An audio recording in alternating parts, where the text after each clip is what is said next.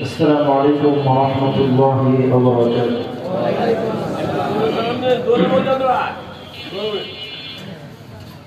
الحمد لله نحمده ونستعينه ونستغفره ونؤمن به ونتوكل عليه ونعوذ بالله من شرور أنفسنا ومن سيئات أعمالنا. من يهده الله فلا مضل له ومن يضلل فلا هادي له. ونشهد أن لا إله إلا الله وحده لا شريك له. ونشهد أن سيدنا ونبينا ومولانا محمدا عبده ورسوله الذي أرسله بالحق بشيرا ونذيرا وداعيا إلى الله بإذنه وسراجا منيرا. فقد قال الله تعالى في كلامه المجيد وفرقانه حميد. شكرا أعوذ بالله من الشيطان الرجيم. بسم الله الرحمن الرحيم. لقد كان لكم في رسول الله أسوة حسنة لمن كان يرجو الله واليوم الآخر وذكر الله كثيرا. وقال تعالى إن الله وملائكته يصلون على النبي يا أيها الذين آمنوا صلوا عليه وسلموا تسليما. درود إبراهيم. اللهم صل على محمد وعلى آل محمد كما صليت على إبراهيم وعلى آل إبراهيم إنك حميد مجيد. اللهم بارك على محمد وعلى آل محمد كما باركت على إبراهيم وعلى آل إبراهيم إنك حميد مجيد.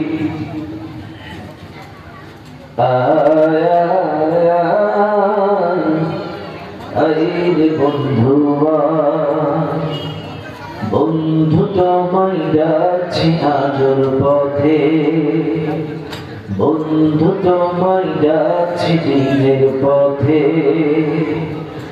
জান্নাতে যেতে চাই, সাথে তোমায় নিতে চাই। জান্নাতে যেতে চাই, সাথে তোমায় নিতে চাই। দিন কায়েমে চলো আমার সাথে। বন্ধু তোমায় যাচ্ছি আদর পথে, বন্ধু তোমায় যাচ্ছি দিনের পথে। আয় আয় আয় রে বন্ধু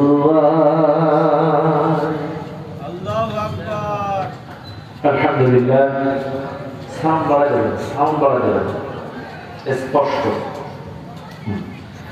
আলহামদুলিল্লাহ। বাংলাদেশ জামায়াত ইসলামী চুয়াডাঙ্গা পৌর ৮ নম্বর ওয়ার্ড কর্তৃক আয়োজিত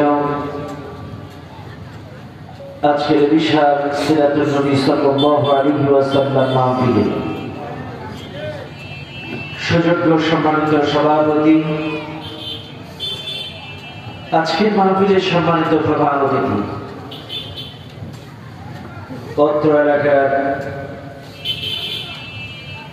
ইসলামী আন্দোলনের বীর সৈনিক, এলাকার মানুষের হৃদয়ের স্পন্দন, অত্র চুয়াডাঙ্গার প্রিয় রাহবার জামাতা জনাব মোহাম্মদ রুহুল আমিন সাহেব, জেলা আমির বাংলাদেশ জামাত ইসলামী চুয়াডাঙ্গা জেলা। আজকের মাহফিলে আমন্ত্রিত বিশেষ অতিথি আর এক প্রিয় রাহবার জনাব অ্যাডভোকেট হাসিবুল ইসলাম সাহেব, পৌর আমির বাংলাদেশ জামাত ইসলামী চুয়াডাঙ্গা পৌরসভা। মঞ্চে উপস্থিত আছেন ইসলামী আন্দোলনের এক ঝাঁক ইসলামের সৈনিক, ইসলামী আন্দোলনের বীর সিপাহসালার, উলামায়ে কিরাম বৃন্দ, ডানে বামে সামনে উপস্থিত, দূর দূরান্ত থেকে আগত দিনদার মুত্তাকিন পরিষ্কার ভাই ও বাবাজিরা, পর্দার আড়ালে শ্রদ্ধেয় আমার সম্মানিত মা ও বোনেরা, সকলকে সুন্নাত অনুযায়ী সালাম জানাই। আসসালামু আলাইকুম ওয়া রাহমাতুল্লাহি ওয়া বারাকাতুহু। সর্বপ্রথম শুকরিয়া আদায় করি সেই আল্লাহ সুবহানাহু ওয়া তাআলার দরবারে, যেই আল্লাহ তাআলা আপনাকে আমাকে অত্যন্ত দয়া করে মায়া করে এই কুরআনুল কারীমের মাহফিলে আসার এবং বসার তৌফিক দিয়েছেন, যিনি সে মহান মালিকের দরবারে প্রাণ খুলে সমস্যায় সমবেত আওয়াজে সমবেত চেষ্টায় জীবনের শ্রেষ্ঠ শুকরিয়ার ঝাঁকাটা আল্লাহ তাআলার আরশ আজিমে পৌঁছায় দেয়। চিৎকার করে বলুন আলহামদুলিল্লাহ। আরেকটু জোরে বলুন আলহামদুলিল্লাহ। দুরূদ ও সালাম পাঠ করি সে মহান মানবতার মুক্তির দূতের জন্য, যিনি আমার আপনার সকলের কিয়ামতের কঠিন মুসিবতের সময়ের একান্ত সুপারিশকারী প্রিয় নবী নবী মুহাম্মদুর রাসূলুল্লাহ সবাই বলুন সাল্লাল্লাহু আলাইহি ওয়াসাল্লাম। মনিটরের আওয়াজ বাড়ান, মনিটরের আওয়াজ। মাগফিরাত কামনা করছি সেই সকল ভাইদের জন্য যারা দ্বীনের জন্য, ইসলামের জন্য, ইসলামী আন্দোলনের জন্য জীবন দিয়ে শহীদ হয়েছেন। আল্লাহ তাআলা তাদের সকলকে জান্নাতুল ফিরদাউসের সর্বোচ্চ মর্যাদা দান করুন, বলেন আল্লাহুম্মা আমিন। আর জোরে বলেন আল্লাহুম্মা আমিন। শুকরিয়া। আজ এই সিরাত মাহফিলে এসে আপনারা খুশি না বেজার? সবাই বলেন আলহামদুলিল্লাহ। আমি আপনাদের সামনে একটি আয়াত তেলাওয়াত করছি, আমার জন্য দোয়া করুন। যে আয়াতটি তেলাওয়াত করেছি এই আয়াতের সামনে আল্লাহ সুবহানাহু ওয়া তাআলা আমাকে যেন কিছু কথা বলার তৌফিক দান করেন, বলেন আল্লাহুম্মা আমিন। সম্মানিত ভাইরা, আপনারা যদি একটু ডাইনি সাইডে বসতেন তাহলে যারা আসছে তারা পরবর্তীতে বসতে পারবে। একটু যদি ডাইনি সাইডে যাইতেন, হালকা হালকা সাইডে যাইতেন, সবাই যার যার স্থান থেকে একটু ডান দিকে সামনের দিকে চেপে আসেন, একটু ডানে এবং সামনে চেপে আসেন, একটু আরেক ভাইকে বসার সুযোগ করে দেন সবাই। আলহামদুলিল্লাহ। সবাই সবাই আসেন, একটু আসেন, একটু চেপে আসেন, একটু চেপে চেপে সামনের দিকে পুরো জায়গাটা কভার করে নেন। আলহামদুলিল্লাহ, আলহামদুলিল্লাহ। আল্লাহ তাআলা কবুল করুন, বলেন আমিন। আলহামদুলিল্লাহ। সম্মানিত ভাইরা, ভূমিকার বেশি কথা নয়, ডাইরেক্ট আলোচনায় চলে যায়। আমি আপনাদের সামনে একটি আয়াত তেলাওয়াত করেছি, সূরাটির নাম সূরাতুল আহজাব। সূরাটি নাযিল হয়েছে মদিনায়। সূরাটির মোট আয়াত সংখ্যা ৭৩, রুকু সংখ্যা ৯। এই সূরাটির ২১ নম্বর আয়াত আমি আপনাদের সামনে তেলাওয়াত করেছি। আল্লাহ সুবহানাহু ওয়া তাআলা বলেন, লাকাদ কানা লাকুম ফি রাসূলিল্লাহি উসওয়াতুন হাসানাহ। অবশ্যই তোমাদের জন্য রাসূলুল্লাহর মধ্যেই রয়েছে উত্তম আদর্শ। লিমান কানা ইয়ারজুল্লাহ ওয়াল ইয়াউমাল আখির ওয়া যাকারাল্লাহ কাসীরা।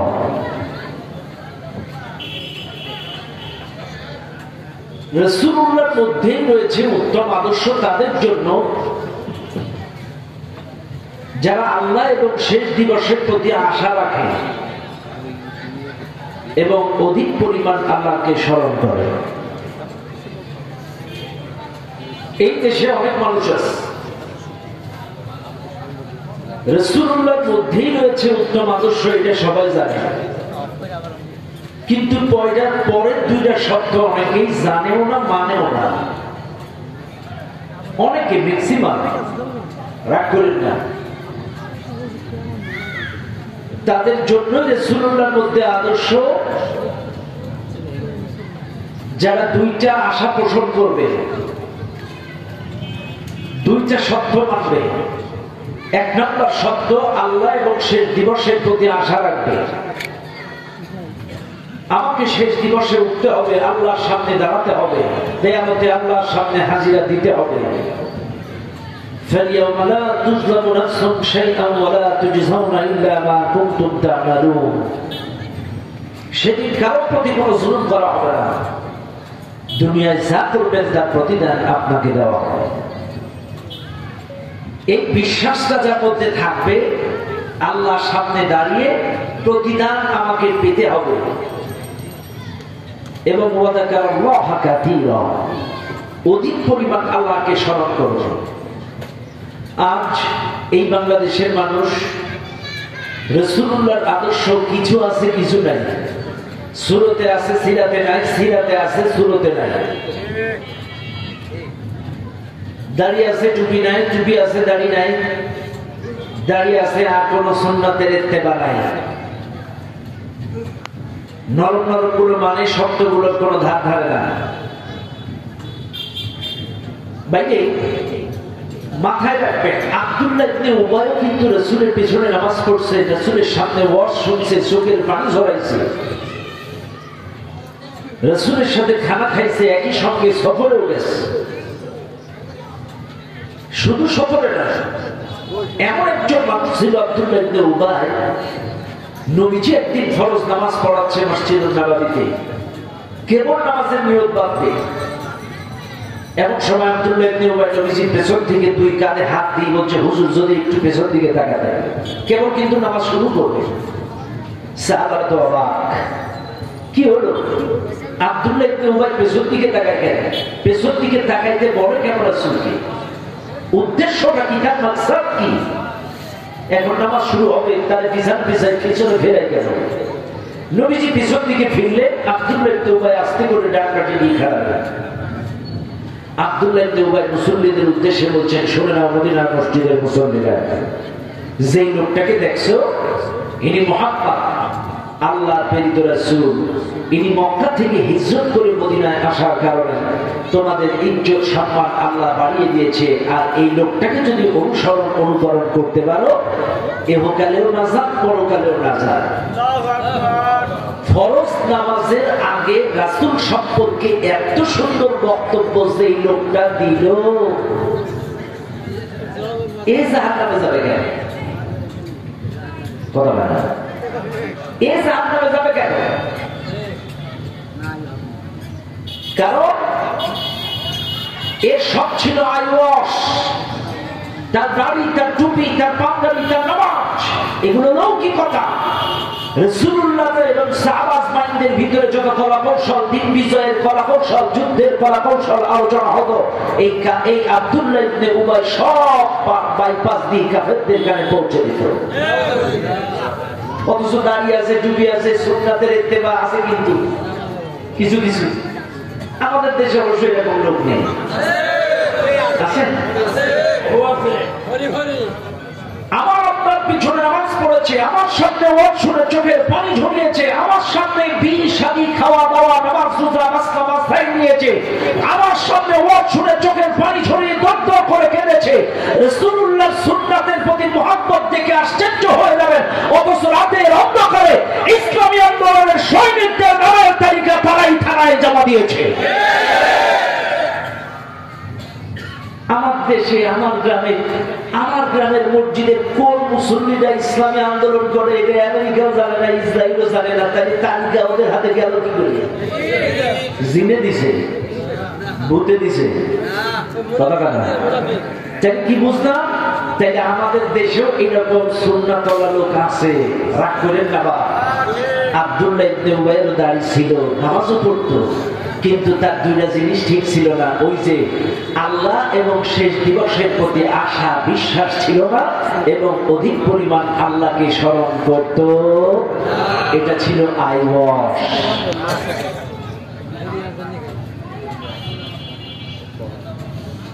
তাহলে বুঝলাম দুইটা শব্দ মানলেই তাদের জন্য রাসূলুল্লাহর মধ্যেই রয়েছে উত্তম আদর্শ। তারা রাসূলুল্লাহর রঙে রঙিন হতে পারবে। ব্যক্তি জীবন, পারিবারিক জীবন, অর্থনৈতিক জীবন, রাজনৈতিক জীবন, গোটা জিন্দেগিতে রাসূলুল্লাহর আদর্শ তার জীবনে কায়েম করতে পারবে। কি নবী আমরা পাইছি? 63 বছরে একটা মিছা কথা বলে নাই। কি নেতা? বিশ্ব রেকর্ড। 63 বছরে একটা মিথ্যা কথা আমার নবী বলে নাই। অথচ এই মাহফিলে যারা আছেন, আমরা তো সবাই নবীর উম্মত। একটা লোক হাত তোলেন তো যে আমি 1 বছরে একটা মিথ্যা কথা বলি।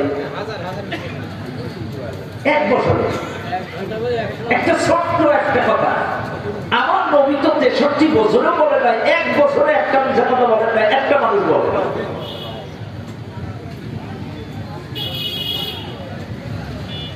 63 বছরে একটা মিথ্যা কথা বলে নাই। তিনি জন্মগত সত্যবাদী ছিলেন, তিনি জন্মগত ন্যায়পরায়ণ ছিলেন। কি ন্যায়পরায়ণ!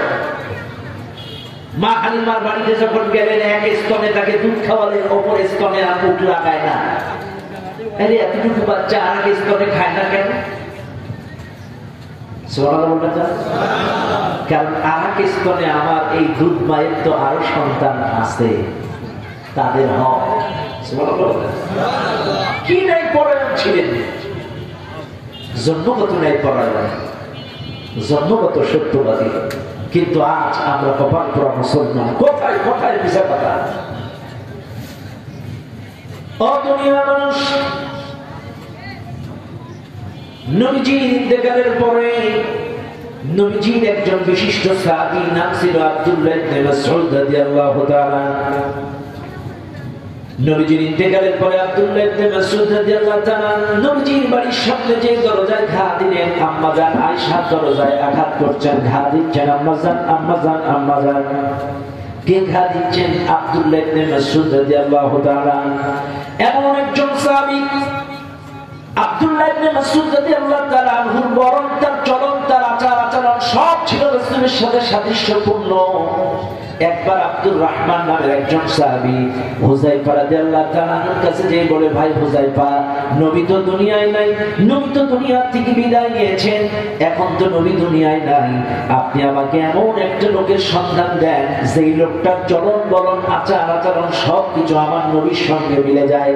এই লোকটার কাছে যাইয়া আমি কিছু উত্তম নসিহত গ্রহণ করতে চাই। হযরত হুযায়ফা রাদিয়াল্লাহু তাআলা বলেন, আকরাবা সামতান ওয়া দাল্লান ওয়া হাদিয়ান বিন নবী সাল্লাল্লাহু আলাইহি ওয়াসাল্লাম।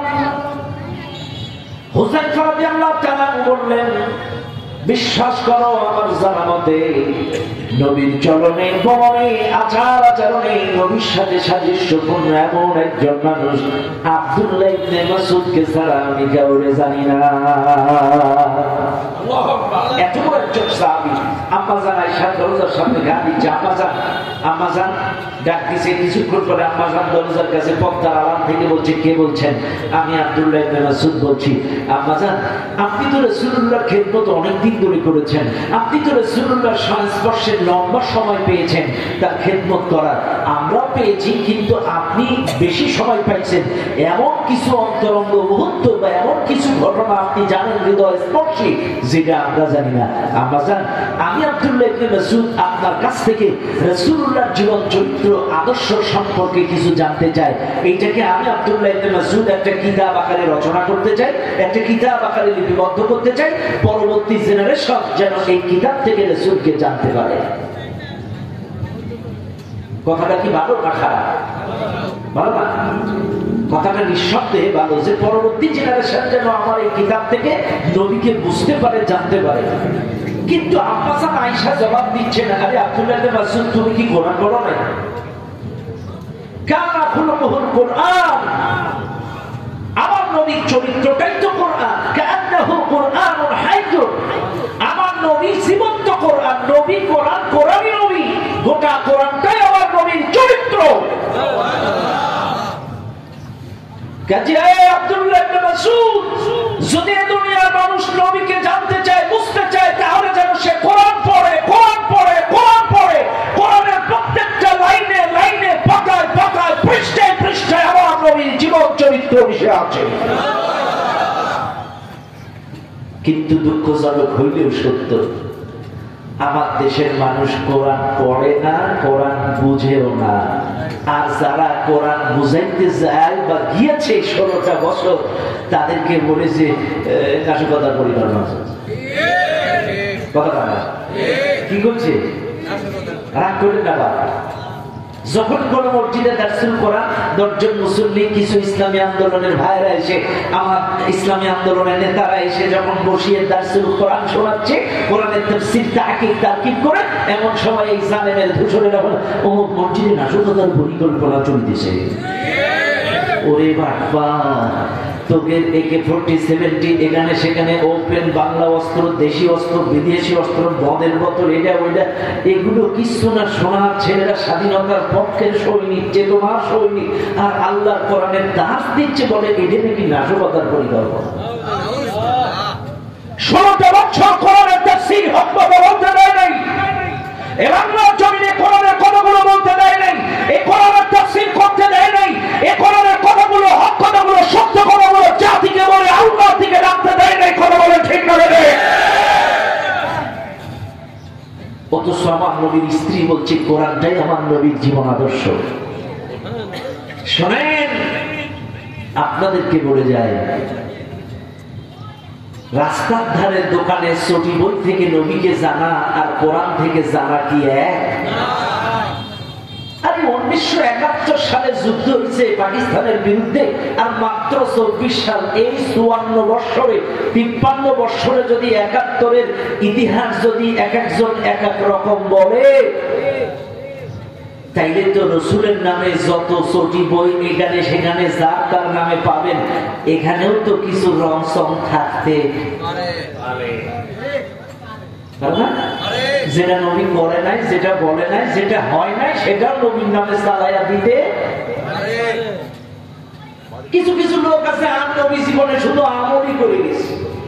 সুবহানাল্লাহ বিহামদিহি, সুবহানাল্লাহ, আল্লাহু আ'লাম। কসম খোদা, আমি কাউকে কটাক্ষ করি না, কাউকে আঘাত করে কথা বলি না। কিছু কিছু মানুষের ধারণা তিনি শুধু আমল করতেই এসেছে, আর দুনিয়ার কোনো খেয়াল তার ছিল না।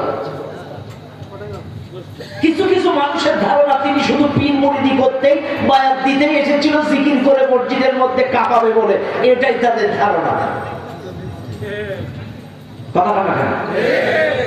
এই জন্য রাসূলকে জানতে গেলে জানতে হবে কোরআন থেকে এবং নির্ভরযোগ্য সিরাত গ্রন্থ থেকে। নির্ভরযোগ্য সিরাত গ্রন্থ, হক্কানি আলেম উলামা নির্ভরযোগ্য সিরাত গ্রন্থ থেকে রাসূলকে জানবেন এবং কোরআন থেকে জানবেন। আল্লাহর কোরআনে কোনো মিথ্যা কথা নাই। কথা বলেন ঠিক না রে? যা বলেছে আমার রাসূলকে সহ বলেছে। ইয়া আইয়ুহার রাসূল, ইয়া আইয়ুহান নবী, বল আল নবী তুমি বলো, হে নবী তুমি বলো। বারবার নবীকে দিয়ে, তার মানে কি সবই নবী।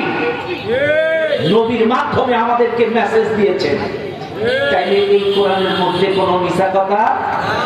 কিন্তু আজকে কপাল পোড়া মুসলমান এর পরেও দাবি করে আমারটাই নবীওয়ালা পথ, আমারটাই সঠিক পথ, আমারটাই কালেমার পথ।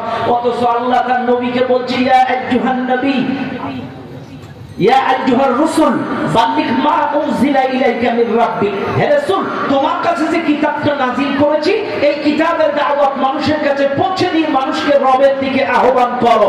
আর যদি তা না করো, ওয়াইল্লাম তাফআল ফামা বাল্লাগতা রিসালাতা, তোমার রিসালাতের দায়িত্ব পালন হবে না। চাইলে আল্লাহ বললেন কোরআনের দাওয়াত দিয়ে মানুষকে রবের দিকে ডাকো, কিন্তু আজ বাংলাদেশের অসংখ্য মানুষকে দাওয়াতি কাজ করে, দ্বীনের দাওয়াত দেয়, তার মধ্যে কোরআন নাই, কোরআন প্রতিষ্ঠার কথা নাই, কোরআনী আন্দোলনের চেতনা নাই, কোরআনের কোনো কথাবার্তা নাই, কোরআনী শাসন প্রতিষ্ঠার কথা নাই, আবার বলে আমারটাই নবীওয়ালা করে। ভুল বুঝলেন না কিন্তু, বারবার বলছেন হুয়াল্লাযী বা'আথা ফিল উম্মিয়্যিনা রাসূলাম মিনহুম ইয়াতলু আলাইহিম আয়াতি। আমি আমার নবীকে 4 দফা কর্মসূচি দিয়ে পাঠিয়েছি। 1 নম্বর ইয়াতলু আলাইহিম আয়াতি, এখানে বলছি ইয়া আইয়ুহার রাসূল বাল্লিগ মা উনজিলা ইলাইকা মির রাব্বিক। আর এক জায়গায় বলছেন কিতাবুন আনজালনাহু ইলাইকা লিতুখরিজান নাস মিনাজ যুলমাতি ইলান নূর। তাইলে বারবার বলছে কোরআন দিয়ে মানুষকে অন্ধকার থেকে আলোর পথে ডাকো, এই কোরআনের তেলাওয়াত শুনিয়ে ডাকো, এই কোরআনের দাওয়াত পৌঁছে দিয়ে ডাকো। অথচ আমাদের দাওয়াতের মধ্যে কোরআন নাই, কোরআনের দাওয়াত নাই, কোরআন প্রতিষ্ঠার কথা নাই, কোরআনের শাসন নাই, আবার বলে আমারটাই সঠিক, আমারটাই। আর এই দেশে যারা কোরআনের কথা বলে, কোরআন প্রতিষ্ঠা করতেছে, ওরা আবার ইসলামী দল নাকি? ওরে বাপ্পা,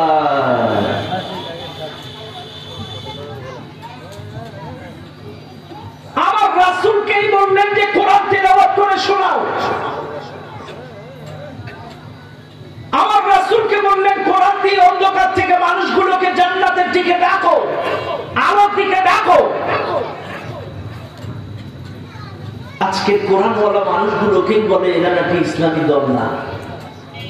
আশ্চর্য হয়ে যায় এদের মন কতটা পচা আর কতটা হিংসাত্মক ভাব। আল্লাহ তাদেরকে কবুল করুন, হেদায়েত দান করুন, বলেন আমিন। আরো জোরে বলেন আমিন। মানুষ আজকের এই মাহফিলে যারা আছেন, আপনাদেরকে একটু বোঝাইতে চাই মুসলমান বাবাজিরা আমার, কারণ রাসূলুল্লাহর মধ্যেই রয়েছে উত্তম আদর্শ আমাদের জন্য। এমন কোন দিক নাই, এমন কোন সাইড নাই আমার নবী যেটা প্র্যাকটিক্যালি আমাদেরকে দেখান নাই। আমার নবী ছিলেন আদর্শবান রাষ্ট্রীয় নায়ক, আমার নবী ছিলেন আদর্শবান স্বামী, আমার নবী ছিলেন আদর্শবান বাবা, আমার নবী ছিলেন আদর্শবান মেহমান, আদর্শবান মেজবান, আদর্শবান প্রতিবেশী, আদর্শবান বিচারক। আমার নবী এমন কোন সাইড ছিল না যে আমার নবী সেই সাইডটা জাতিকে দেখিয়ে যান নাই। ও দুনিয়ার মানুষ, এই জন্য আপনাকে আমাকে বুঝতে হবে, জানতে হবে, রাসূলুল্লাহর জীবন আদর্শ ছাড়া আল্লাহর জান্নাতে যাওয়া যাওয়া যাবে যাবে যাবে যাবে না। আজকের এই মাহফিলে একটি কথা স্পষ্ট বলে যায়, ও দুনিয়ার মানুষ, নামাজ পড়েন, রোজা বলেন, হজ বলেন, যাকাত বলেন, ব্যবসা বলেন, বিচার বলেন, রাষ্ট্র পরিচালনা বলেন, গোটা ফর্মুলা মানব জীবনের সকল কাজগুলো যদি রাসূলুল্লাহর আদর্শ মোতাবেক না হয়, আল্লাহর দরবারে কোনো একটি কাজ তোমার কবুল হবে না। এটা সাপোজ কি ভাই বলো, নাম কি বলো? রাসেল ভাই, রাসেল ভাই, অ্যাডভোকেট রাসেল ভাই। আমার রাসেল ভাই ট্রাক চালাতে পারে না। সাপোজ বাবা আমার কিচ্ছু লাগবে না, আর আপনি যা করবেন একটু আস্তে আস্তে করবেন। আলহামদুলিল্লাহ। শোনেন, মনে রাখবেন কোরআনের হাফেজ তো শুধু হাফেজ না, দাদার দাদা, দাদা হুজুর, সুবহানাল্লাহ বলেন। যাদের নাম বলতেছে হাফেজ মিজান, আমার সাতক্ষীরার হাফেজদের নাম ফরফর করে বলছে, সব ছাত্র। আল্লাহু আকবার। দাদা হুজুর, আল্লাহ তার নেক হায়াত বাড়ায় দিন, বলেন আল্লাহুম্মা আমিন। সম্মানিত ভাইরা, তাহলে ভালো করে বুঝবেন। মনে করেন আমার রাসেল ভাই ট্রাক চালাইতে, এখন এই এলাকার উৎপাদন হয় সবচেয়ে কি ভালো জিনিস? ভুট্টা। ভুট্টা, এক ট্রাক ভুট্টা আমার রাসেল ভাইরে দিয়ে বললাম যে এই ট্রাকটা আপনি কালকে ঢাকার রাজধানীতে বাজার ধরবেন। ট্রাক কি ঢাকায় যাবে না ফাঁকায় যাবে? ফাঁকায় যাবে না। কেন? তার ট্রাক চালানোর ট্রেনিং নাই, অভ্যাস নাই, অভিজ্ঞতা নাই, লাইসেন্স নাই। তিনি ট্রাক চালাইতে, এই গাড়ি গন্তব্যে যাবে, কথা শেষ।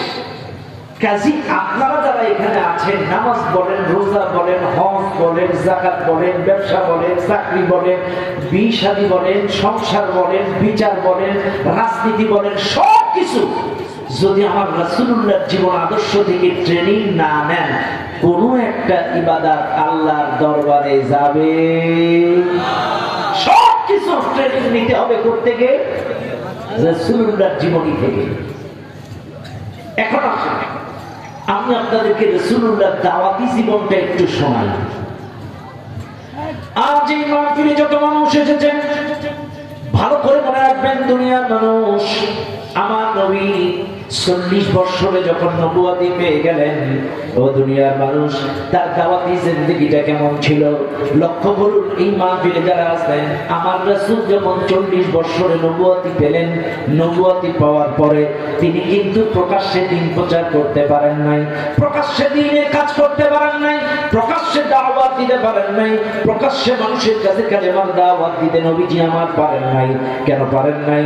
এই সময় মক্কার অবস্থা ছিল খুব খারাপ, মুফাসসাল এলাকা মক্কা।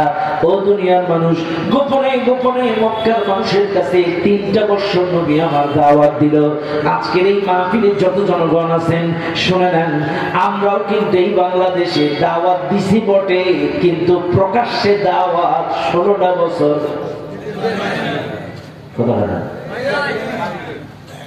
বিগত 16 বছরে একটা মাহফিলের আয়োজন করতে গেলে 6 মাস ধরে প্রসেসিং করা লেগেছে। এসপি, ডিসি, নেতা, গেতা, চেয়ারম্যান, এমপি, ওয়ার্ড কাউন্সিলর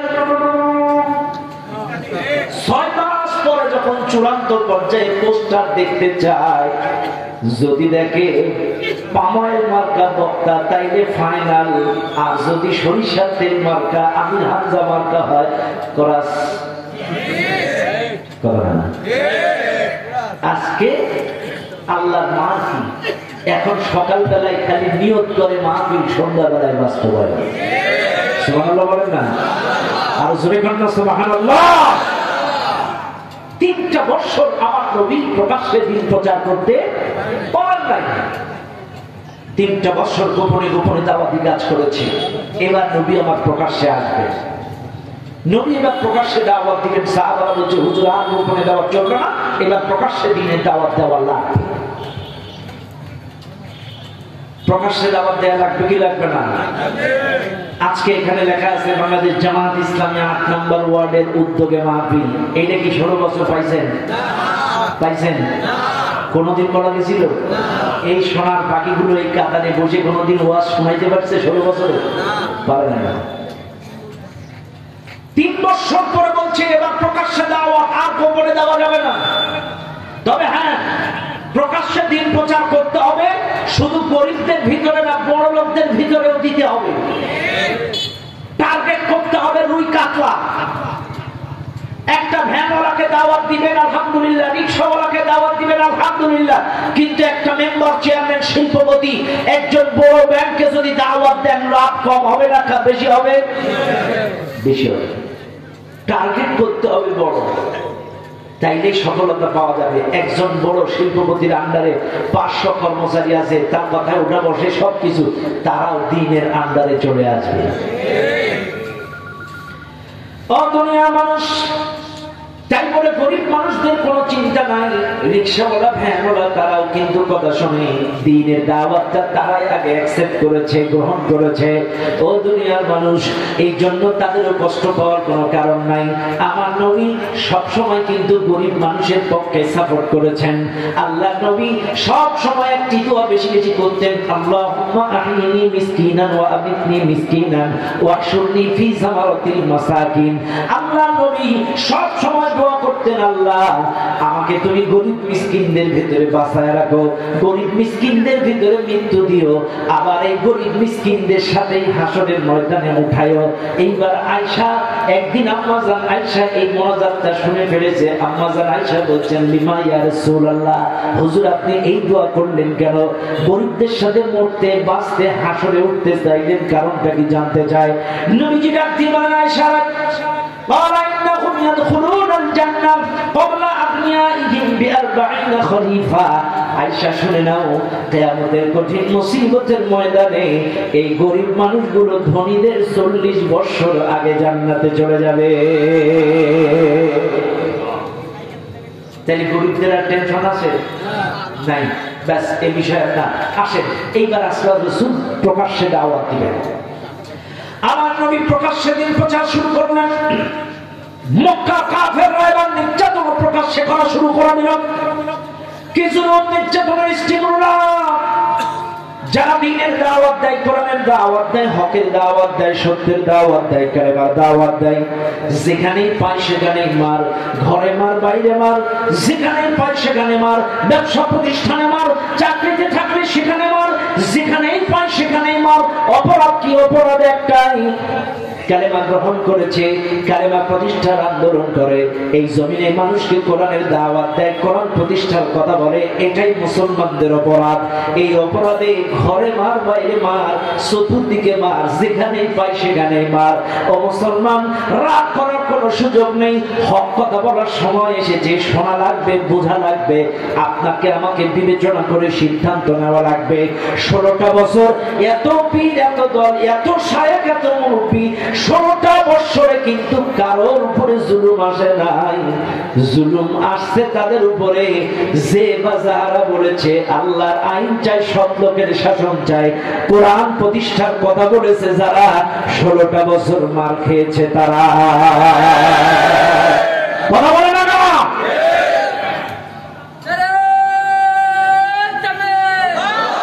16টা বছরে মার খেয়েছে তারা। এই জমিনে কোরআনী শাসন প্রতিষ্ঠা করতে চেয়েছে যারা, এতগুলো পীর পাশে, এতগুলো দল, এতগুলো আলেম, এতগুলো শায়েখ, কারোর উপরে নির্যাতন নাই, হামলা নাই, মামলা নাই। এই জমিনে যে বা যারা হক কথা বলেছে, সত্য কথা বলেছে, কোরআন প্রতিষ্ঠার কথা বলেছে, তাদের উপরে জুলুম, নির্যাতন, স্টিমুলা। তারা বাড়ি থাকতে পারে নাই, ঘরে থাকতে পারে নাই, ব্যবসা করতে পারে নাই, দেশেও পর্যন্ত থাকতে পারে নাই।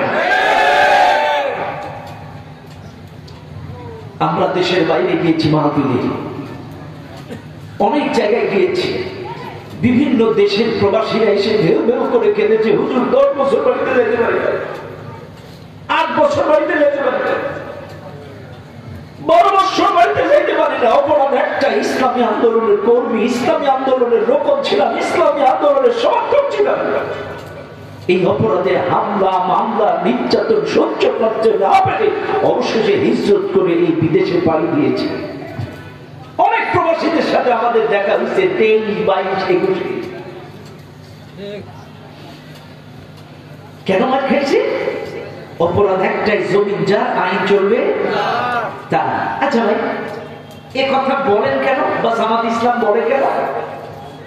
বুঝেন কিন্তু আপনারা খালি এখানে কোনো পাটাপাটি দলাদলি চিন্তা করবেন না। আমি জাস্ট বোঝানোর জন্য বলছি যে জামাত ইসলাম সেই জন্মলগ্ন থেকে একটি স্লোগান, আল্লাহর আইন চাই, সব লোকের শাসন চাই। এ কথাটা তারা বলে কেন? কই, তারা তো তাদের ব্যক্তি স্বার্থের কথা বলে না, বাপ দাদার কথা বলে না, তাদের নিজেদের কথা বলে না। 1952 সালে গোলাম আজম সাহেব বাংলা ভাষায় ভাষা আন্দোলনে যে ভূমিকা রেখেছে, কোনদিন তো এই ইসলামী আন্দোলনের কর্মীরা তাদের মুরব্বীদের এই কথা বলে না। কোনদিন নিজেদের কথা, লৌকিকতা তো দেখায় না। একটি কথা বলে, জমিন যার,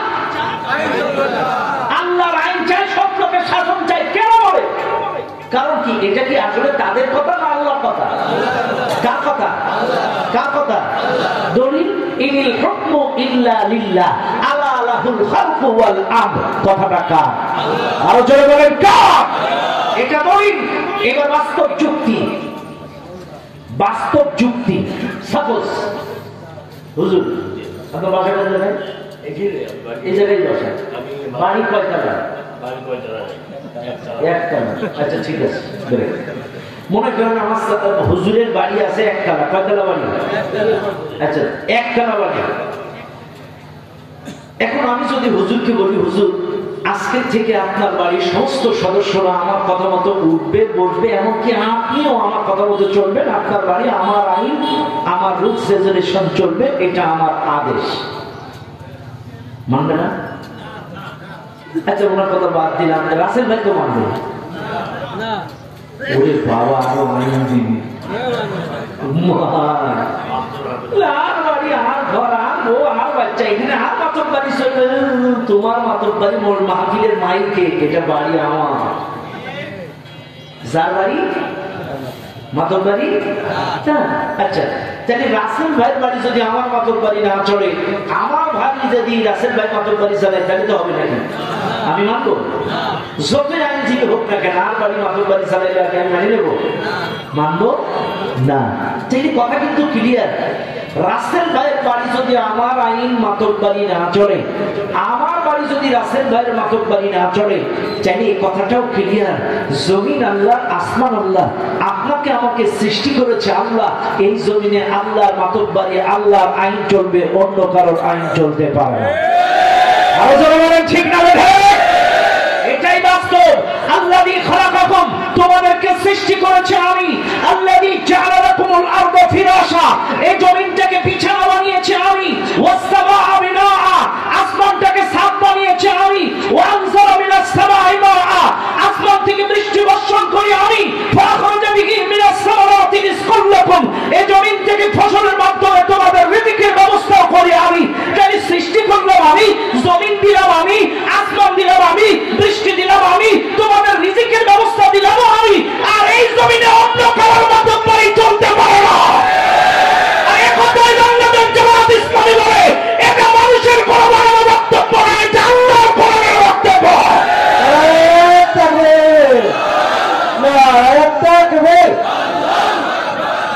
আল্লাহর আইন চাই।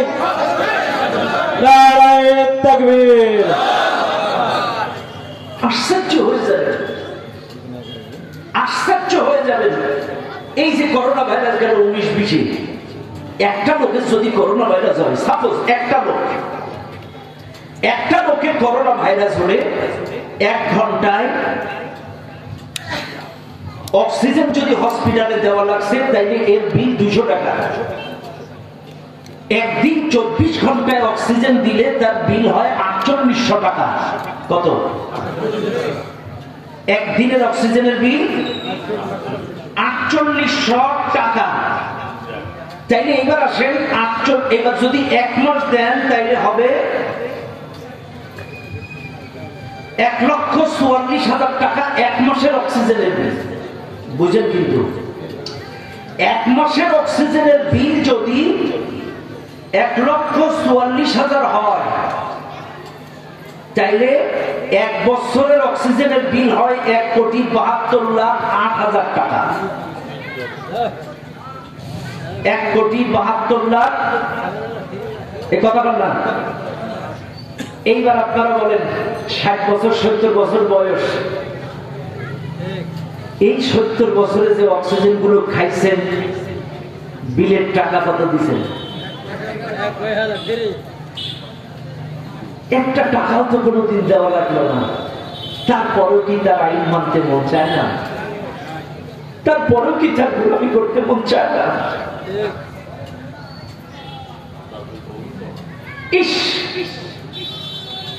এই যে আল্লাহর আইন চাই, সব আল্লাহর আইন কেন চাই এটা তো বললাম।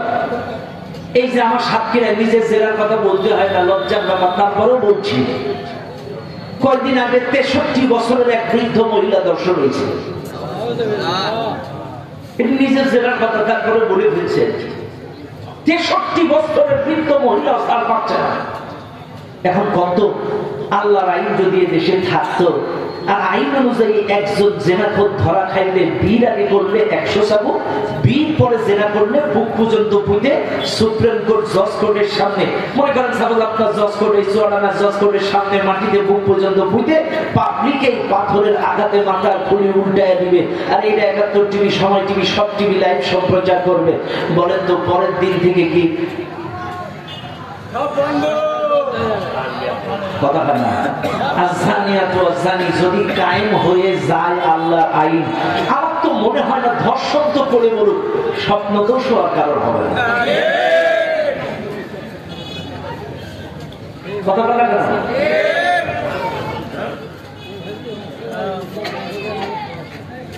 শুধু তাই নয়, আজকের এই মাহফিলে যারা আছেন, এটা তাকবীর দেন।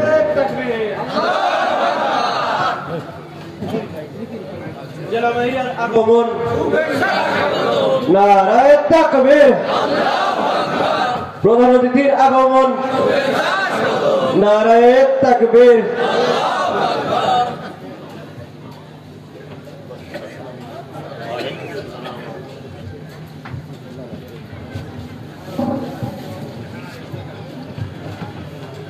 চাইলে আমি বোঝাচ্ছি না। আজকে দেখেন এই বাংলাদেশের মানুষ যে পরিমাণ চুরি এই দেশে হচ্ছে আশ্চর্য হয়ে যাবে। এক একটা চোর এই 16টা বছরে কি চুরিটা করছে।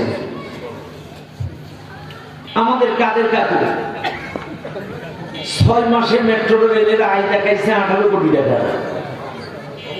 6 মাসে কত? 180 দিনে মেট্রো রেলের আয় দেখাইছে 18 কোটি। আরো তো প্রথম ব্যাপক মানুষ উঠেছে। আর এই অন্তর্বর্তীকালীন সরকার মাত্র 18 দিনে আয় দেখাইছে 20 কোটি 50। তার মধ্যে আবার 2 দিন শুক্রবার ছুটি ছিল। তাই কয়দিনে হলো? 16 দিনে 20 কোটি 50। আর ওরা 6 মাসে 18 কোটি। তাহলে এগুলো গেল কোন জায়গায়? কথা না। 6 মাসে 18 কোটি আর মাত্র 16 দিনে 20 কোটি 50 লাখ। মানুষ খায় তাই বলে এইরকম খাওয়া খায়, হজমি বড়িও লাগেনি। আচ্ছা আপনি বলতো আমাদের দীপমণি খালাম্মা কি পদ্মাশীল, কি সুন্দর ড্রেস, ইনি যে ভিসিনি ওকে 2 কোটি করে খায়, দেখলে বিচার করা যায়। সাইফুজ্জামান চৌধুরী সাবেক ভূমিমন্ত্রী চট্টগ্রাম, 350টা বাড়ি পাওয়া গেছে যুক্তরাজ্যে। আর কানাডা, দুবাই, মালয়েশিয়া, সিঙ্গাপুর অন্যান্য মিলায় 500 বাড়ি পাওয়া গেছে, যার মূল্য বাংলাদেশি টাকায় প্রায় 5000 কোটি টাকা।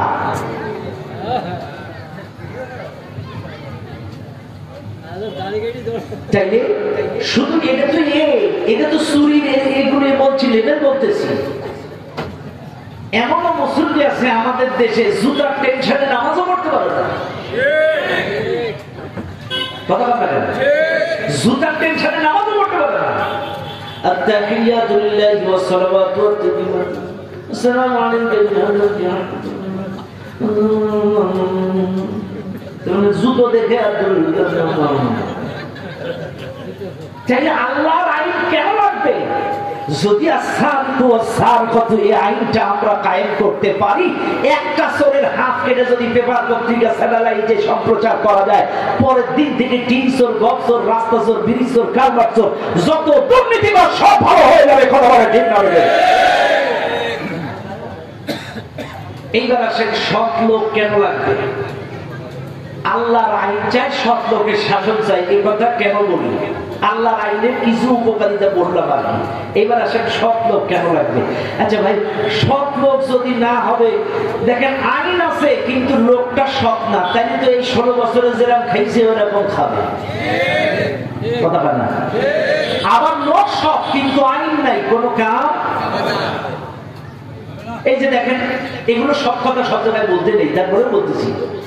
বিগত নির্বাচনে কিন্তু অফার কম দেয়নি ইসলামী আন্দোলনের ভাইদের কাছে, কিন্তু অফার তারা অ্যাকসেপ্ট করেনি। কেন করেনি? কারণ একটাই, রাসূল যখন কালেমার দাওয়াত দিচ্ছিল, কাফেররা তাকে দেখে বলল, আবু জেহেল, উতবা, সাইবা, ওয়ালিদ বিন মুগীরা, আবু সুফিয়ান, বড় বড় নেতারা তাকে রাতের অন্ধকারে ডেকে বলছে, মুহাম্মদ তুমি কি বাড়ি চাও? না। গাড়ি চাও? না। নারী চাও? না। সম্পত্তি চাও? না।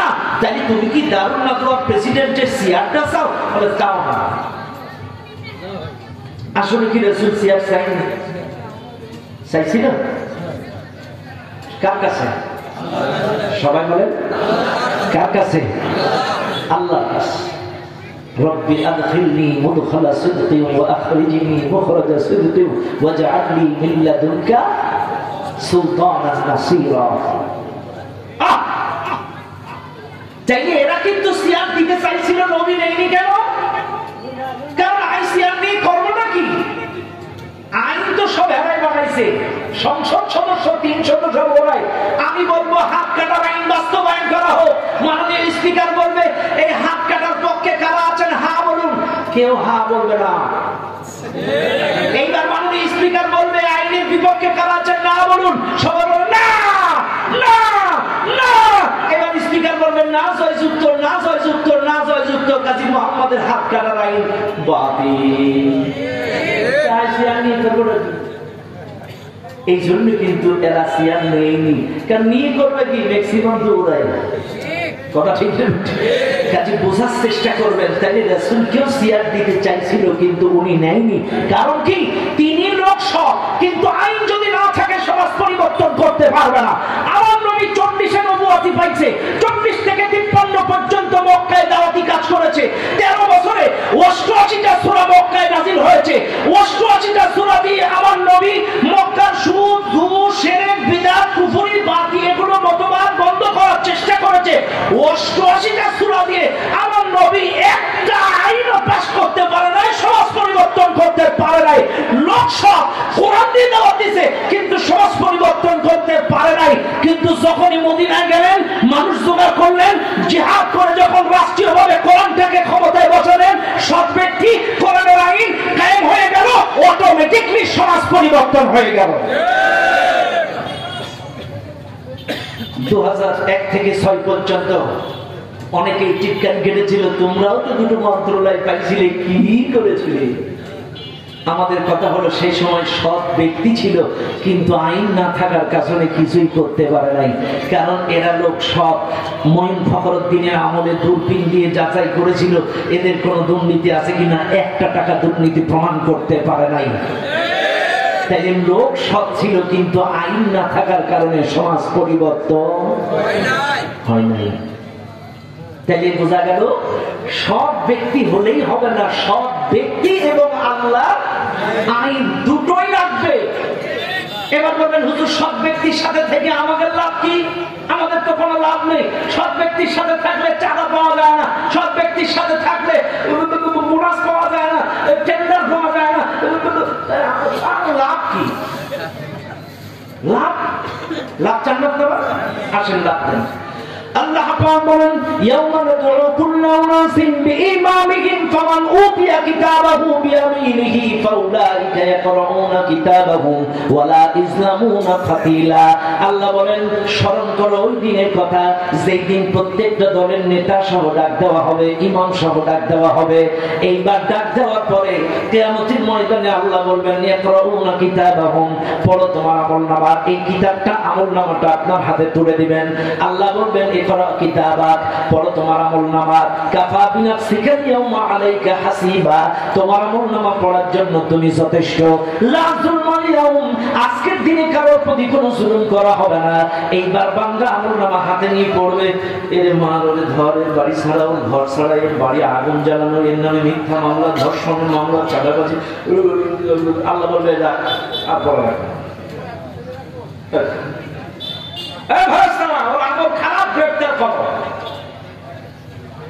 সৎ ব্যক্তির সাথে থাকলে লাভ কি আর অসৎ ব্যক্তির সাথে থাকলে লস কি, এটার তফাৎ বুঝাচ্ছি। এবার আল্লাহ বলবে ফেরেশতারা গ্রেফতার কর। তাই বুঝেন কিন্তু আল্লাহ কি বলেছে যে আমি ইমাম সহ নেতা সহ ডাক দেবো, তাই নেতাও আছে কর্মীও আছে। কর্মীর আমলের কারণে যখন ফেরেশতারা গ্রেফতার করবে, এইবার কর্মী বলবে আল্লাহ আমার কিছু কথা আছে। কি কথা হলো এই, وقالوا ربنا إنا أطعنا سادتنا وكبراءنا فأضلونا السبيل। আমরা তো দুনিয়ায় আমাদের নেতাদের গোলামি করেছি, ওরা যা বলেছে তাই করেছি। ওরা বলেছে এরে ধর ধরেছি, ওরা বলেছে চাঁদাবাজি কর করেছি, ওরা বলেছে আগুন জ্বালা জ্বালিয়েছি, ওরা বলেছে নেট বন্ধ কর করেছি, ওরা বলেছে গুলি চালায় একটা মারি আর একটা মরে, ওরা যা বলেছে তাই করেছি। কাজে আজকে আমাদের একা ধরলে চলবে না। রব্বানা আতিহিম দাইফাইনি মিনাল আযাবি ওয়া লা'আনহুম লা'নান কাবীরা, ওদেরকে ধরো, দ্বিগুণ আযাবে পাকড়াও করো। কারণ আদেশগুলো দেশে কে? এবার আসেন এটা তো কিয়ামতের বর্ণনা দিলাম। এবার আসেন আপনাদের আবার একটু বাংলাদেশে নিয়ে আসি। ওই যে আনিসুল কাকুকে যখন গ্রেফতার করলো, পুলিশ নিয়ে যাচ্ছে, পুলিশ নিয়ে যাচ্ছে, আনিস কাকুকে নিয়ে যাচ্ছে, কিন্তু আনিস কাকু মুরব্বী ওই মুরব্বী আমাদের একা ধরলে চলবে না, আদেশগুলো দিত ওই মুরব্বীরা, সে সিনিয়র মুরব্বী ওই, তাই মুরব্বীটা দাঁড়ি কই ওটাই মুরব্বী। চাইলে আদেশগুলো দিছে কারা? ওই সিনিয়র নেতারাই। চাইলে আনিসুল কাকু একা যায়নি, নেতাকে। তাইলে দুনিয়ার সাথে কি কিয়ামতে মেলে? এই কথাটা মেলে? এবার আসেন, পলক কাকুরে বলছে তুই ইন্টারনেট বন্ধ করলি কেন? উপরের আদেশ। এই যারা গুলি গল্লা চালাইছে, এগুলো করেছে, এদেরকে রিমান্ড দিয়ে পুলিশে বাড়ি দিয়ে বলছে তোরা করলি কেন? উপরের আদেশ। তাহলে এখন সব কর্মীরা দুদিনের পুলিশের বাড়ি খেয়েই আমাদের যে পরম করুণাময় আল্লাহর নামে শুরু করিতেছি, উনিও 5 দিনের রিমান্ডে। এখন তুই বললি কেন? উপরের আদেশ। তাইলে এই দুনিয়ায় সামান্য পুলিশের বাড়ি খেয়ে উপরের আদেশটা যদি বলে দেয়, তো কিয়ামতের দিনও ফেরেশতারা যখন গ্রেফতার করবে, এই কর্মীরা বলবে আল্লাহ এগুলো আমাদের নেতাদের আদেশ। ওরা আমাদেরকে গোমরা বানিয়েছে, ওরা আমাদেরকে চালাবার ধর্ষক বানিয়েছে, ওরা আমাদেরকে দুর্নীতিবাদ বানিয়েছে, ওরা আমাদেরকে এই দিক সেই দিক বানিয়েছে। কাজে আজকে আমাদের একা ধরলে চলবে না, ওদেরকেও ধরো।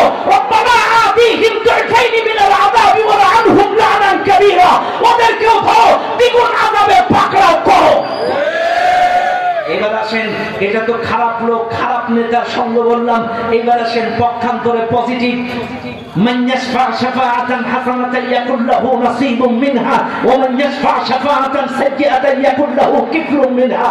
এই দুনিয়ায় তোমার যে সকল নেতারা বলেছিল আযান দিয়েছে নামাজে যাও, তোমরা যাও, এই দাওয়াত, দিনের দাওয়াত দাও, 5 ওয়াক্ত নামাজ জামাতে পড়ো, কোরআন তেলাওয়াত করো, দারসুল কোরআন পড়ো, দারসুল হাদিস পড়ো, এই সকল নেতাদের কথায় যেগুলো করেছেন, ওই হাদিস মান তাশাব্বাহা বিকওমিন ফাহুয়া মিনহুম, যার সাথে যার মহব্বত তার সাথে তার কিয়ামত। আপনার মহব্বত যদি এই কোরআনের পাখিদের সাথে হয়, আল্লাহওয়ালাদের সাথে হয়, দাড়িওয়ালাদের সাথে হয়, ইসলামী আন্দোলনের এই পাখিদের সাথে হয়, আপনার হাসর নাসর এই কোরআনওয়ালাদের সাথে হবে। আর যদি আপনার সম্পর্ক কোনো মাতাল লম্পট দুর্নীতিবাদ জানোয়ার সন্ত্রাসদের সাথে হয়, আল্লাহ কসম আপনার হাসর নাসর ওই সকল লম্পটদের কারণে হবে।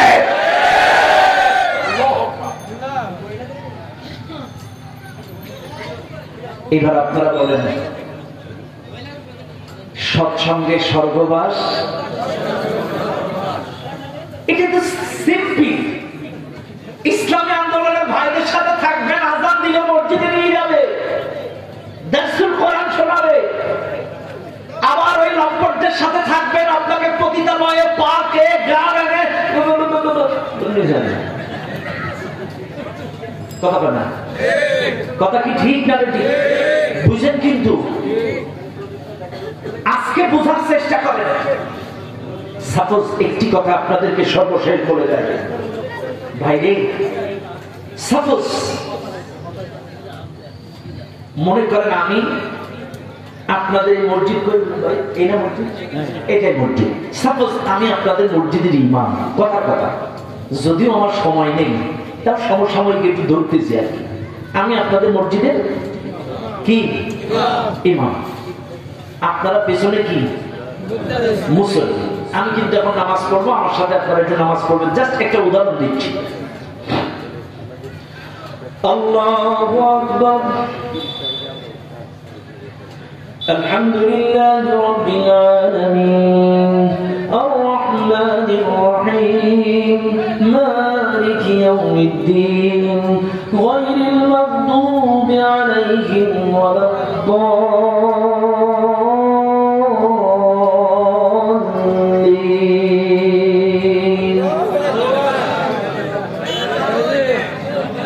ভুল করছি কখন? এখন ভুল, এই জন্যই তো 16টা বছর মার খাইছেন।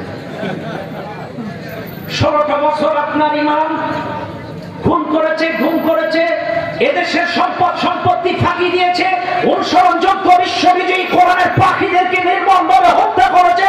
16টা বছর কেউ লুটপা দিলেন না। আমি সূরা ফাতিহায় ভুল করলাম, সে এই জায়গাতে কই আরো 2 1 মিনিট আগে, আরে এখন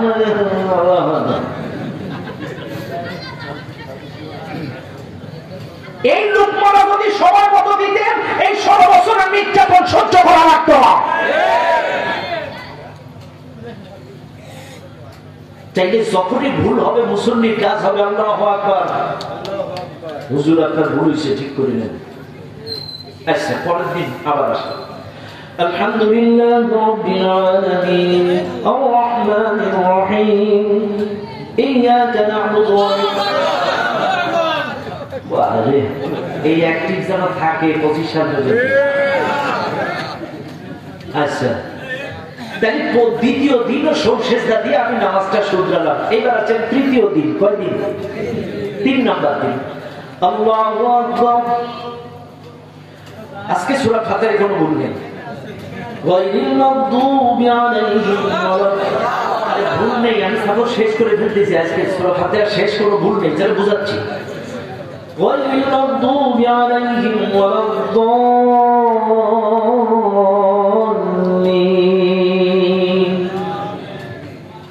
قل هو الله أحد لم يلد ولم يولد। একদিন ভুল করলাম, 2 দিন ভুল করলাম, 3 দিন ভুল করলাম, পরের দিন কি আর এই হুজুরের চাকরি থাকবে? সবাই বলেন কোন জায়গায় যাবে? বটতলায়। কোন জায়গায়? চাইলে হুজুরের চাকরি। এইবার পরের দিন পেপার পত্রিকা, পৌরসভার মসজিদ, আপনারা পেপারে নিউজ করলেন আগামী জুম্মায় ইমাম নিয়োগ দেওয়া হবে, 20,000 টাকা বেতন, হাফেজ, কারি, মাওলানা, মুফতি, মুহাদ্দিস, এগুলো সবাই ইন্টারভিউ হবে। ইন্টারভিউতে আপনারা অ্যাটেন্ড করবেন। এই ইন্টারভিউতে 50 জন ইন্টারভিউতে অংশগ্রহণ করবে। বড় বড় শাইখুল হাদিস আলেমুল আমাদেরকে ইন্টারভিউ বোর্ডে ইন্টারভিউ নেওয়ার জন্য বসিয়েছেন। এইবার বলেন, গত তারিখ যে ইমাম ভুল করছে, ওর চাইতে অযোগ্য নেবেন না যোগ্য নেবেন? কথা কি ঠিক? কথা ঠিক? কি রকম ইমাম নেবেন? দাড়ি ঠিক আছে কিনা, সুন্নতি আছে কিনা, সুন্নতি লেবাস ঠিক আছে কিনা, তেলাওয়াত শুদ্ধ কিনা, মাসলা মাসাইল জানে কিনা, বিবাহিত কিনা, 80 গুণা শর্ত সাপেক্ষে একটা ভালো ইমাম নিয়োগ দিলেন। এইবার আপনারা বলেন, ইমাম মানে তো নেতা। এই রাষ্ট্রের ইমামটা যখন নিয়োগ দেবেন, তখন কি তার দাড়ি, টুপি, পাঞ্জাবি, সুন্নাত এগুলো কি দেখা লাগবে না লাগবে না? আরো আসতে বলেন। দেখবেন ইনশাআল্লাহ? কারা কারা দেখবেন আগামীতে দুহাত তুলে দেখান।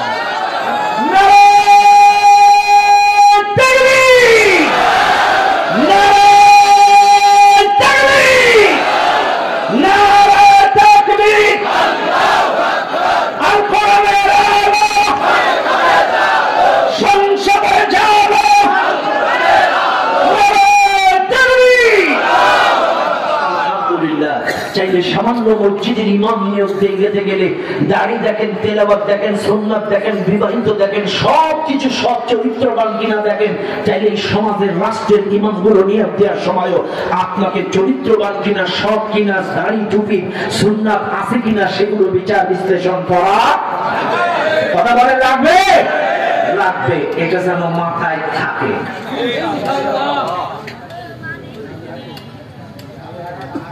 বাইরে সাপোজ আপনারা চুয়াডাঙ্গা থেকে ঢাকা যাবেন, বিজনেস ক্লাস পরিবহন, পরিবহনের নাম কি? পূর্বাশা পরিবহন বিজনেস ক্লাসের গাড়ি, সিট বিজনেস ক্লাস সিট। আপনারা 30 জন যাত্রী গাড়িতে বসে গেছেন। এখন গাড়ি ছাড়বে মাত্র 5 মিনিট পরে। এখন ড্রাইভার এই স্টিয়ারিং এ বসে আছে। যে ড্রাইভার স্টিয়ারিং এ বসে মদের বোতল, বাংলা মদ এভাবে খাচ্ছে। এখনই গাড়ি ছাড়বো, আর 5 মিনিট বাকি আছে। গাড়ি ছাড়বো। ড্রাইভার মদ খাচ্ছে আর বলছে ওঠেন, গাড়ি ছাড়বো, 5 মিনিট বাকি। ওই গাড়ি থেকে আপনারা উঠবেন? যাবেন? টিকিট কাটা শেষ, অনলাইনে টিকিট। এখন টিকিট বাতিল হলে টাকাও নাই, কাজে আপনাকে যাওয়া লাগবে। কিন্তু এই ড্রাইভারের পিছনে যাবেন না পরিবর্তন করবেন? লাগে না? তাইলে একে আউট করে একটা ভালো ড্রাইভার নিয়োগ দিয়ে আপনারা সেই ড্রাইভারের পিছনে ঢাকায় যাবেন। ভাইরে রাগ করেন না, বিগত 16টা বছর এই দেশটা ছিল মাতাল ড্রাইভারের হাতে। মাতাল বললাম কেন? কারণ গণভবনে তসবি পাওয়া যায়নি, পাওয়া গেছিল তাহলে কি ড্রাইভার? আপনাদেরকে বলে যাই, আর কোন মাতাল ড্রাইভারের হাতে এ দেশের স্টিয়ারিং তুলে দেওয়া যাবে না। সবাই বলেন ঠিক না বেঠে? যদি জান্নাতে যেতে চান, কোন মাতাল ড্রাইভারের হাতে স্টিয়ারিং দেওয়া যাবে না। আল্লাহ বলা যোগ্য ব্যক্তির হাতে স্টিয়ারিং তুলে দিতে হবে। যেই ড্রাইভার স্টেশনে নামাজের বিরোধী দিবে, যেই ড্রাইভার নীতি নৈতিকতার কথা বলবে, যেই ড্রাইভার জান্নাতের রাস্তা চেনে, এমন ড্রাইভারের হাতে দেশের স্টিয়ারিং তুলে দেওয়া লাগবে।